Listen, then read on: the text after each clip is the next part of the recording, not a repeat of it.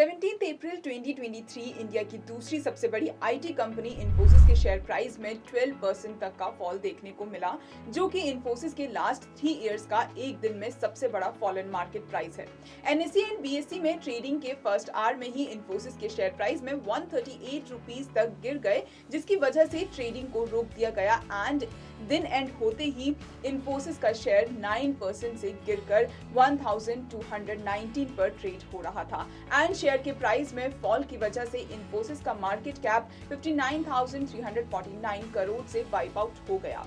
Before going any further, subscribe to our YouTube channel ताकि ऐसा informative content आपको timely मिलता रहे।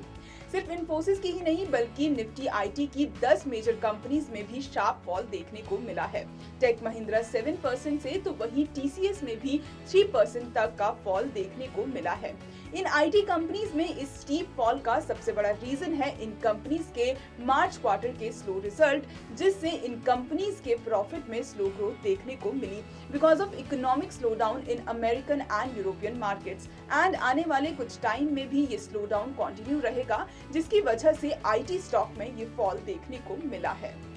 इंडियन आईटी कंपनीज अपना मेजर रेवेन्यू अर्न करती हैं through exporting their services specially to countries like US and Europe. But Covid के बाद से ही ग्लोबल इकोनॉमी एक मेजर इकोनॉमिक स्लोडाउन से गुजर रही है, specially major developed economies such as the US, UK and Europe, जिस वजह से मेजर आईटी कंपनीज का एक्सपोर्ट बिजनेस भी कम हुआ है, जिसका असर इन कंपनीज के रेवेन्यू एंड प्रॉफिटेबिलिटी पर दिखा है। रिसेंटली अपडेटेड कंपनी की ईयरली रिपोर्ट में इन्फोसिस के रेवेन्यू 16% से तो प्रॉफिट 8% ईयर ऑन ईयर से इंक्रीज हुआ है, but still the growth is slower then expected growth by the industry and आगे भी कुछ टाइम तक ये ग्रोथ स्लो रहने के प्रेडिक्शंस हैं, जिससे निफ्टी आईटी जो मेजर आईटी कंपनीज का इंडिकेटर है उसमें भी काफी फॉल हुआ है।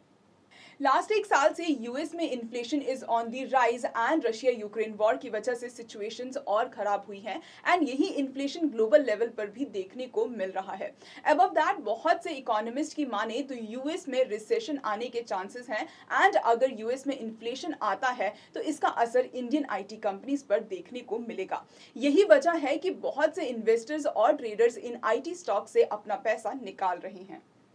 सिंस मार्च 2020 आईटी स्टॉक के प्राइसेस कॉन्स्टेंटली बढ़ रहे थे एंड इसका एक मेजर रीजन था लोगों का डिजिटल टेक्नोलॉजी को अडॉप्ट करना, क्योंकि कोविड में majority of the offices online shift होना। अब जब सब कुछ डिजिटली शिफ्ट हो गया था एंड इट वाज एक्सपेक्टेड कि आगे भी सिचुएशन ऐसी ही रहेगी, इसकी वजह से लोगों ने इन आईटी कंपनीज में हेविली इन्वेस्ट करना शुरू कर दिया था, जिसकी वजह से जब सिचुएशन नॉर्मल हुई and offices went from work from home to normal mode, तब इन कंपनीज के शेयर प्राइस में करेक्शन देखने को मिली एंड जैन 2022 से इन कंपनीज के प्राइसेस में कांस्टेंट फॉल देखने को मिल रहा है।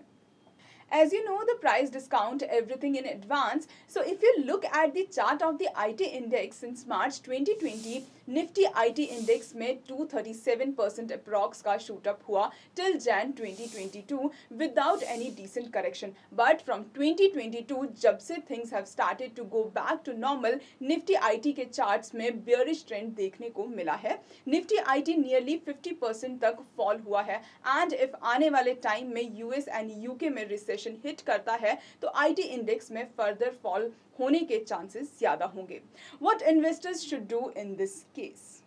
एक स्मार्ट इन्वेस्टर वही होता है जो फ्यूचर को डिस्काउंट करना जानता है। इफ आप अभी के टाइम को एनालाइज करो तो आपको आपके आसपास के एनवायरनमेंट से ये पता चल जाएगा कि हमें कितनी जरूरत होती है सॉफ्टवेयर की to handle the bunch of task. So ये स्मॉल रिक्वायरमेंट्स आने वाले टाइम में लोगों की जरूरत बनेगी, जिससे आईटी सेक्टर की डिमांड वापस से बढ़ेगी और इन कंपनीज का बिजनेस अभी आगे जाकर ग्रो करेगा। तो जैसे कि आप देख रहे हैं कि आईटी इंडेक्स ऑलरेडी 50% तक करेक्ट हो चुका है and if let's say US and UK में रिसेशन हिट होता है तो एक गोल्डन अपॉर्चुनिटी आपके पास होगी to accumulate the top IT sector companies in a very low price because it further take the price down. One of world's leading asset management company Macquarie group के analyst Ravi Menon का मानना है कि IT sector में slowdown तो जरूर आया है, पर ये एक शॉर्ट टर्म फिनोमिना है एंड लॉन्ग टर्म में इंडियन आईटी कंपनीज की ग्रोथ मोर देन डबल हो सकती है। सो वो इन्वेस्टर्स जिनका इंडियन आईटी फर्म में इन्वेस्टमेंट होराइजन लॉन्ग टर्म का है, उन्हें इस स्लो ग्रोथ से टेंशन लेने की जरूरत नहीं है, because long term investment will pay of.